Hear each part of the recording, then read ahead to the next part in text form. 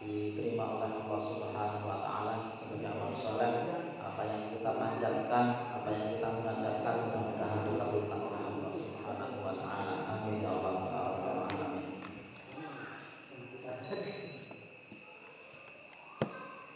Panas ya. Alhamdulillah ada pagi.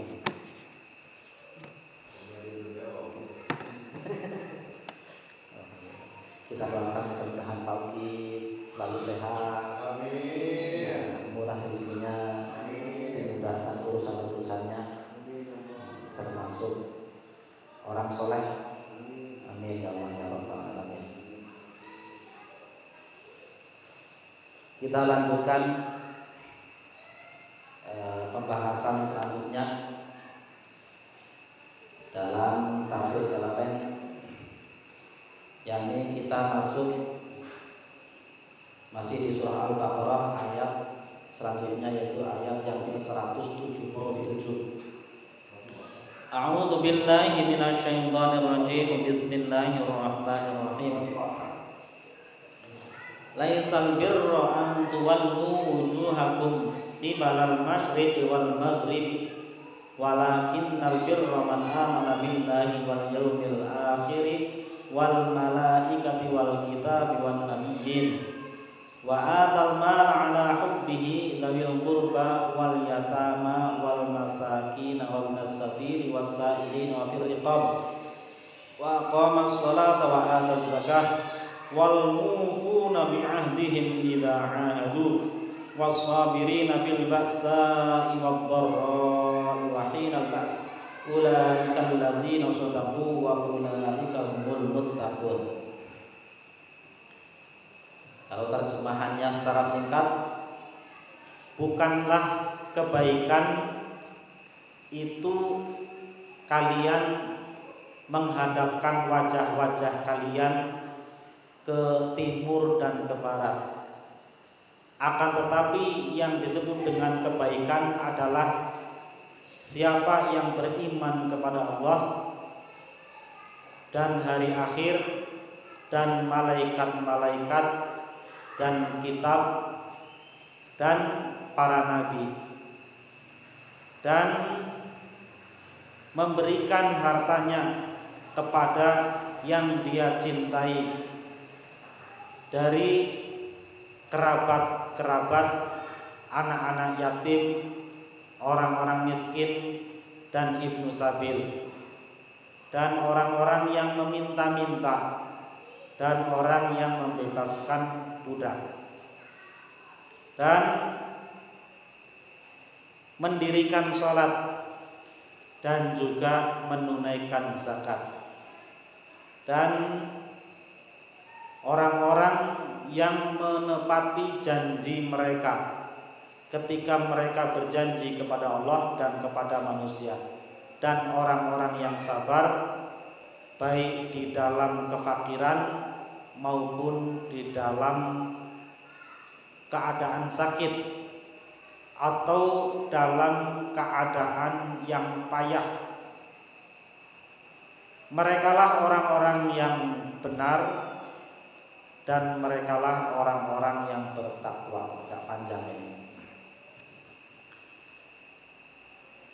Laisa warana opo albir, kebaikan orana iku antuwallu, memalingkan kalian wujuhakum, kepada wajah-wajah kalian, fis sholati, di dalam sholat, qibalal masyriqi, menghadap timur, wal maghribi, dan menghadap barat. Nuzila, diturunkan ayat ini raddan, untuk membantah alal yahuda, kepada orang Yahudi, wan nasara, dan orang-orang Nasrani, haitsu za'amu dzalika, ketika mereka beranggapan seperti itu. Jadi ada beberapa riwayat yang menyebutkan bahwa ayat ini diturunkan, ini masih ada kaitannya dengan ayat-ayat sebelumnya, yakni mengenai pemindahan kiblat dari Masjidil Aqsa kepada Masjidil Haram. Dari Baitul Maqdis dulu umat Islam kiblatnya sebelum hijrah itu ke Baitul Maqdis. Kemudian setelah Kanjeng Nabi hijrah ke Madinah, di Madinah turun ayat tentang pemindahan arah kiblat yang mewajibkan seluruh umat Islam berkiblat ke Ka'bah, ke Masjidil Haram. Ini ayat untuk membantah orang-orang Yahudi dan orang-orang Nasrani yang ketika sholat, kalau orang Yahudi itu menghadap ke barat. Nah, kebanyakan mereka orang-orang yang dari Palestina, Yahudi, Israel, mereka itu menghadapnya ke barat. Atau mungkin juga ini yang dimaksud adalah orang-orang Yahudi yang ada di Madinah. Maka mereka itu ketika sholat, mereka beribadah itu menghadap ke Baitul Maqdis. Jadi menghadapnya ke barat. Adapun orang Nasrani itu menghadap ke timur. Nasrani pusatnya itu ada di kalau dulu di Roma. Makanya dulu ada namanya Roma Barat, Romawi Barat, dan Romawi Timur. Menghadapnya ke timur kalau posisi di petanya itu. Menghadap ke timur, orang-orang Nasrani menghadap ke Baitul Maqdis. Jadi hadapnya ke timur. Mereka orang Yahudi dan Nasrani itu mengklaim bahwa mereka itulah yang benar. Mereka yang disebut baik, akan tetapi dibantah oleh Allah bahwa baik itu bukan itu. Baik itu ada banyak. Akan tetapi yang disebut baik adalah beriman kepada Allah, hari akhir, malaikat, kitabnya, dan seterusnya.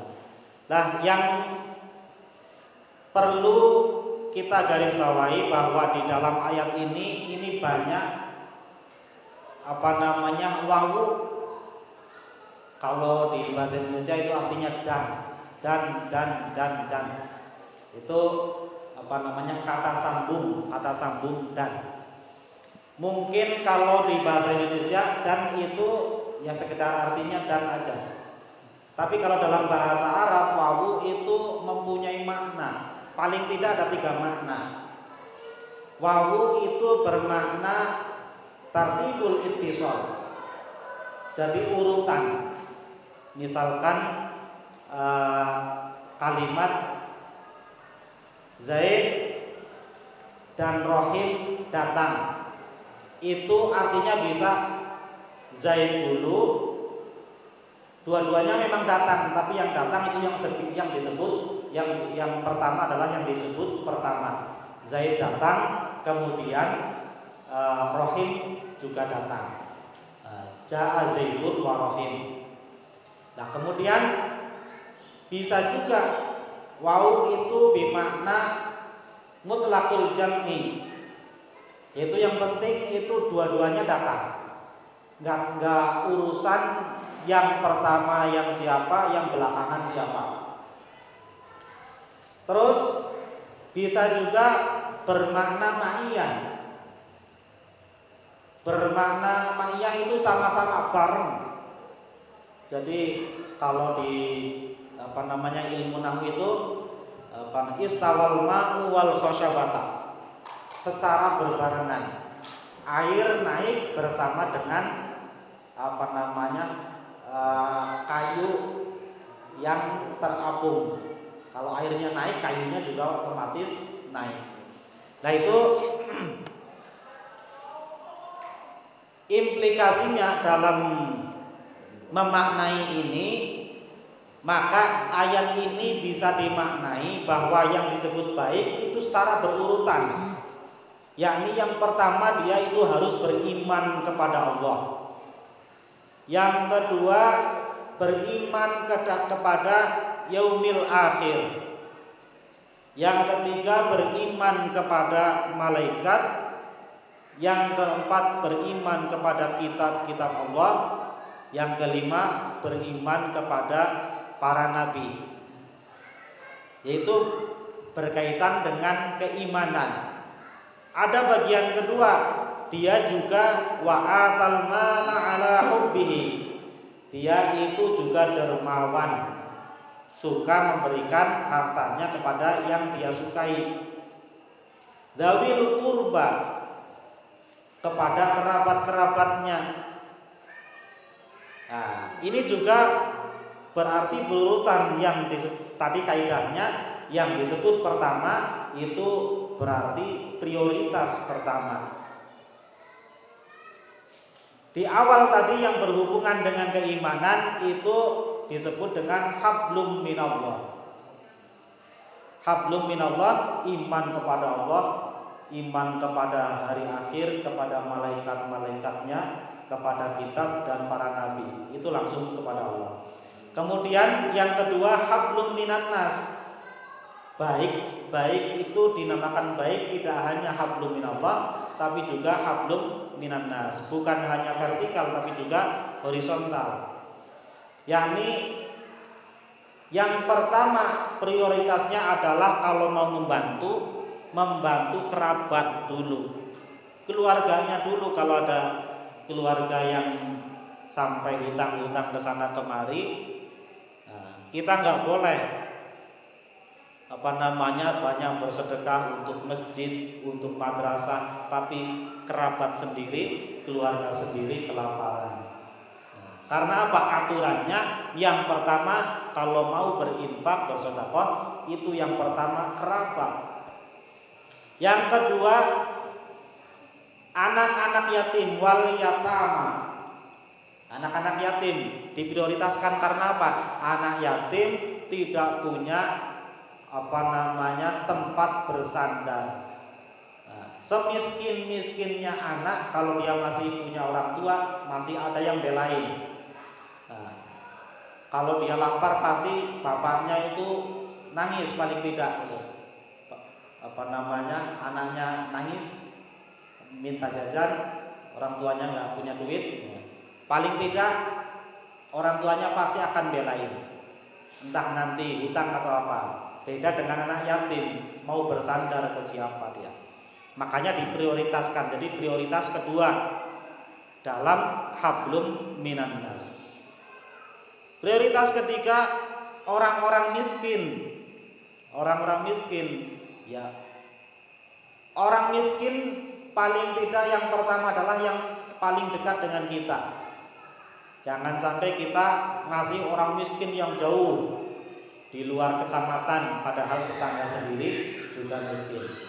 Makanya yang paling pertama, ya memang dua-duanya bagus. Kita berinfak untuk anak yatim di yayasan mana gitu. Tapi anak yatim yang di dekat rumah malah diabaikan. Kita bersedekah untuk orang miskin di daerah mana, di yayasan mana, tapi yang di depan rumah atau di samping rumah orang miskin malah diabaikan. Itu kurang betul, tidak sesuai dengan kaidah dalam tafsir ini. Yang prioritas keempat adalah wabnas sabil, ibnu sabil, ay al musafir, yaitu orang yang sedang dalam perjalanan kehabisan ongkos. Mau pulang gak ada ongkos, mau berangkat masih jauh. Nah itu ibnu sabil. Kemudian wasailina, ay at-talibina, orang-orang yang meminta-minta. Ya. Nah, artinya ini prioritas ke-5 atau ke-6 tadi itu. Prioritas selanjutnya itu adalah orang yang minta-minta. Jadi orang yang minta-minta kita kasih juga kalau memang ada. Tapi mikir dulu, tadi prioritas pertama adalah kerabat sendiri. Namanya membantu itu nggak wajib. Membantu itu tidak wajib, kecuali yang dibantu itu dalam keadaan darurat. Kalau nggak dibantu mati, itu wajib di situ. Tapi kalau sekedar dia sudah makan,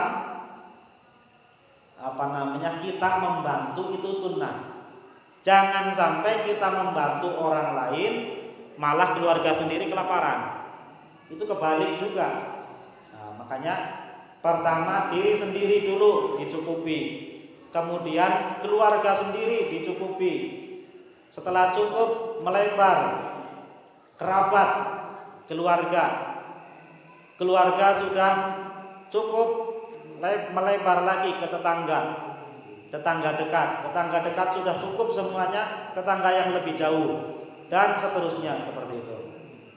Jadi kita dalam hidup itu memang tidak asal. Sedekah bagus, tapi ada aturannya. Infak bagus, sangat bagus, tapi ada aturannya. Bahwa ada skala prioritas sebagaimana yang diajarkan oleh Al-Qur'an. Wa fir riqab ay fi fakir riqab, orang yang memerdekakan budak, al-mukatabin, yaitu budak yang yang punya perjanjian. Kalau zaman dulu itu istilah budak, ada budak yang disebut mukatab. Budak yang mempunyai perjanjian dengan tuannya. Tuannya itu memberi perjanjian, "Hei budak, kalau kamu bisa membayar sekian jumlahnya, maka aku merdekakan." Nah, cuman zaman sekarang sudah nggak ada perbudakan. Tapi ulama tidak menghilangkan istilah perbudakan itu, hanya saja memaknai dengan makna yang kontemporer, yang modern. Kalau dulu perbudakan itu fisik, yang sekarang itu perbudakan bisa perbudakan non fisik. Orang yang terpaksa harus kerja walaupun gajinya sedikit. Misalkan dia nggak, seorang laki-laki suami nggak punya pekerjaan, kemudian dia udah nyari kemana-mana nggak dapat, ada yang nawari tapi gajinya cuma 500 sebulan, mau nggak? Nah, daripada enggak, diambil hasilnya.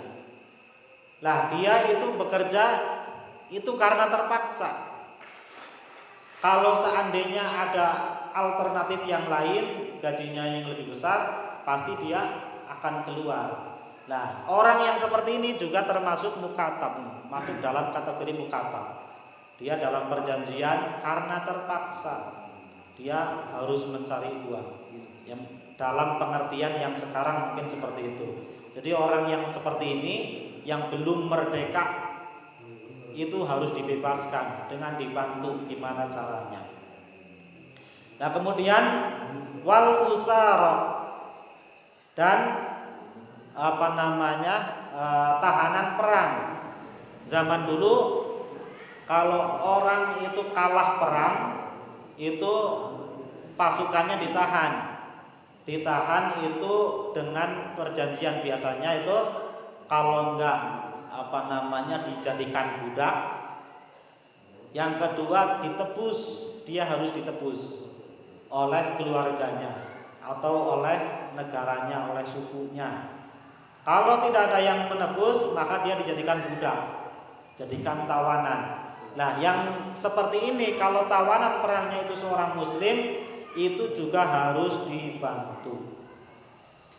Ya, selanjutnya wa iqamas shalah, dia mendirikan salat, wa ataz zakat, dan menunaikan zakat. Selanjutnya wal mufuna bi ahdihim idza ahadullaha awin nasa, mereka itu menepati janji ketika berjanji dengan Allah maupun berjanji dengan manusia. Nah, berjanji dengan Allah, sudah beriman, syahadat, kalau sudah bersaksi asyhadu an la ilaha illallah wa asyhadu anna muhammadar rasulullah, berarti sudah berjanji bahwa akan tunduk kepada Allah dan mengikuti Rasulullah. Nah, sudah berjanji seperti itu, mestinya ditepati janjinya. Ketika ada perintah-perintah dari Allah, itu kita tunaikan. Perintah sholat, perintah zakat, perintah infak, sedekah, perintah haji, perintah puasa dan sebagainya. Itu bagian dari menepati janji kepada Allah. Bisa juga janji kepada Allah itu berupa nazar. Nanti kalau aku lulus akan berpuasa misalkan 1 minggu. Lulus dia, maka dia sudah berjanji kepada Allah, dia harus menepati janjinya. Tidak hanya menepati janji kepada Allah, juga dia menepati janji kepada manusia, menepati janji kepada sesamanya. Itu yang dinamakan baik. Kemudian wasabirina fil ba'sa, dia bersabar dalam kefakiran, karena fakir, miskin, kaya dan sebagainya itu sudah ditetapkan oleh Allah. Fakir itu ujian, miskin ujian, kaya juga ujian. Kenapa ada fakir, ada miskin? Karena Allah kepengen tahu mana yang paling baik amalnya. Di dalam Al-Quran, ayyukum ahsanu amala. Kepengen tahu siapa di antara kalian yang paling baik amalnya. Amal orang yang fakir adalah dia sabar, bersabar dalam kefakiran, dijalani takdir dari Allah. Memang takdirnya sedang seperti ini, dijalani. Insya Allah sefakir-fakirnya, kalau dia masih mau bergerak, mau menggerakkan tangannya, mau bekerja, insya Allah nggak akan kelaparan. Insya Allah itu janji Allah. Karena apa? Di dalam Al-Quran, wa ma min dabbatin fil ardi illa 'alallahi rizquha. Tidaklah semua yang melantang, yang berjalan di atas bumi ini, kecuali Allah telah tetapkan rizkinya. Maka nggak usah ikut campur soal rizki. Waktunya kerja saja, waktunya sholat saja, waktunya ngaji aja. Allah yang sudah menetapkan, nanti diatur. Rizki itu nggak akan tertukar. Bahkan dalam riwayat, rizki itu yang mencari alamat calon tuannya, bukan kita yang mencari rizki harusnya. Kita hanya mengikuti apa yang ada di depan kita kerjakan. Kita ditakdirkan kerja di BRI, kerjakan. Itu sebagai takdir Allah, itu sebagai perintah dari Allah.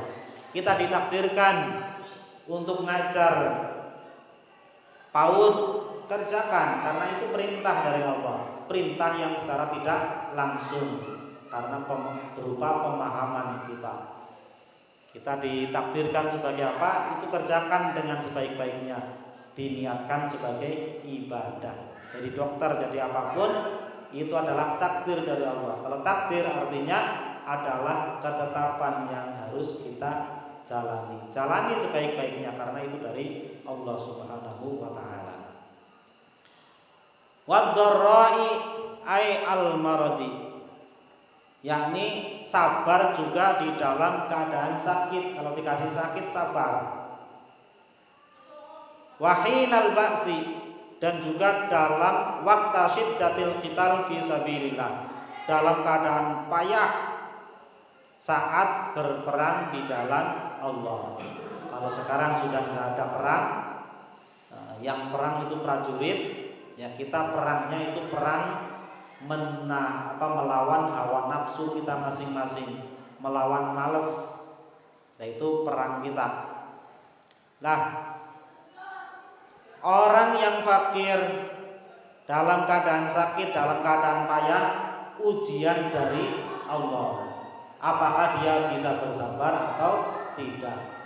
Sama juga, ujian itu bukan hanya berupa sesuatu yang tidak kita sukai. Ujian juga bisa berupa nikmat. Kita dikasih harta kebetulan banyak, dikasih sesuatu yang menyenangkan, istri cantik, anak yang ganteng, yang pinter, itu semuanya ujian dari Allah. Apakah kita bisa bersyukur atau tidak? Sama saja. Bahkan orang ketika dikasih ujian sakit itu banyak yang lulus, banyak yang berzikir kepada Allah, ingat kepada Allah.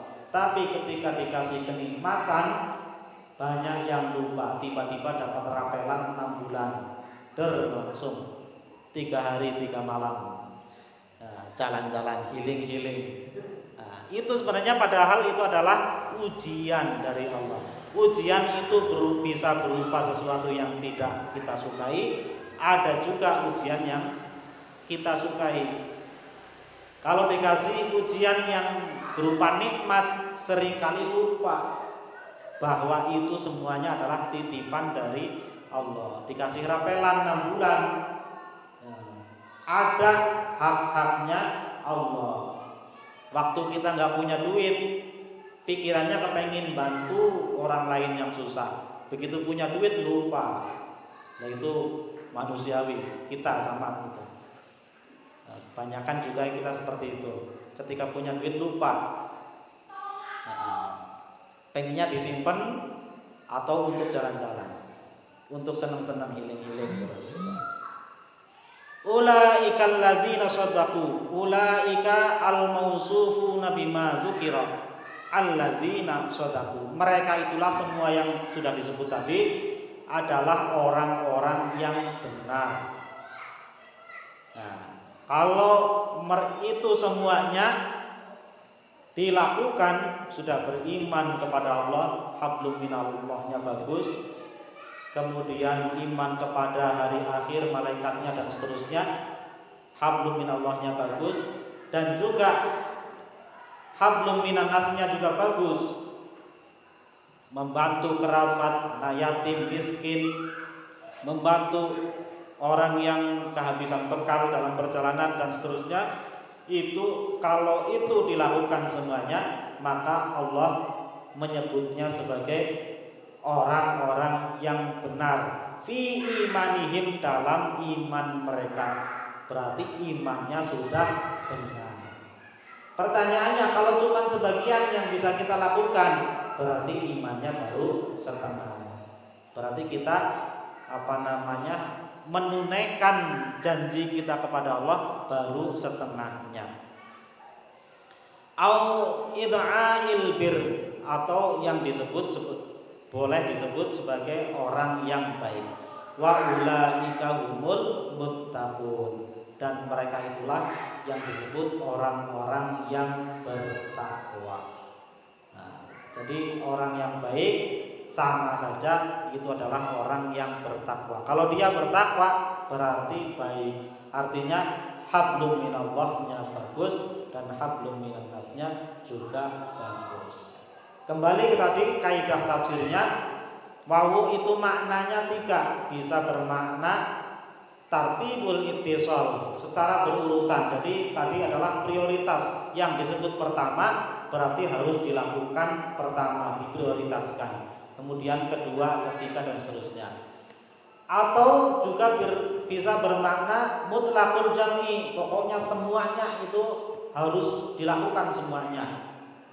Karena dan itu artinya bisa bersama-sama. Atau yang ketiga, ma'iyah, dimakna ma'iyah. Ma'iyah itu berbarengan. Jadi secara serempak, bersama itu bisa artinya tidak bareng, yang tapi kalau berbarengan itu artinya bersama-sama, langsung semuanya dalam satu waktu. Itu 3 makna wawu karena di sini menggunakan huruf atau wawu atau kata sambung dan dalam bahasa Indonesia. Kalau menggunakan dan itu artinya bisa yang pertama berarti yang paling penting, bisa berarti pokoknya semuanya memang ada, atau yang ketiga semuanya harus dilakukan. Wallahu a'lam bishawab. Allah